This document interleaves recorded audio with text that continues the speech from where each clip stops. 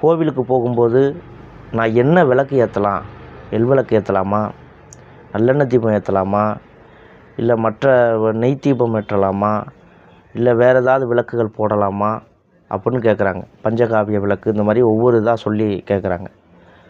பொதுவாக ஒரு விளக்கு போட்டால் எல்லா பிரச்சனையும் ஏற்றுக்கொள்ளக்கூடிய ஒரு தீபம் இருக்குது. அது என்னென்னா நெய் தீபம். நீங்கள் எந்த கோவிலுக்கு போனாலும் ஒரே ஒரு நெய் விளக்கு போட்டால் உங்கள் குறைகள் குற்றங்கள் பூரா அங்கனக்குள்ளே தீர்க்கப்படுகிறது. நெய் அப்படின்னா பாக்கெட்டில் வர்ற நெய்யெல்லாம் போடக்கூடாது. பாக்கெட்டில் வர்ற நெய்யவோ அல்லது ஒரு கடைகளில் விளக்குலேயே வச்சுருப்பாங்க அந்த நெய்யவோ நம்ம போடுறது கிடையாது. சுத்தமான நெய்யாக இருக்கணும்.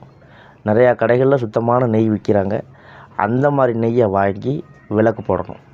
நீங்கள் எப்பப்பெல்லாம் கோவில் போகிறீங்களோ அப்பப்பெல்லாம் ஒரே ஒரு நெய் விளக்கு போட்டாலே போதும். உங்களுடைய என்னென்ன ஆசைகள் இருக்கோ அதை நிறைவேற்றி கொடுக்கும். உங்களுக்கு என்னென்ன தேவைகள் இருக்கோ அதை பூர்த்தி பண்ணி கொடுக்கும். உங்களுக்கு என்னென்ன குறைகள் இருக்கோ அதை தீர்வு பண்ணி கொடுக்கும்.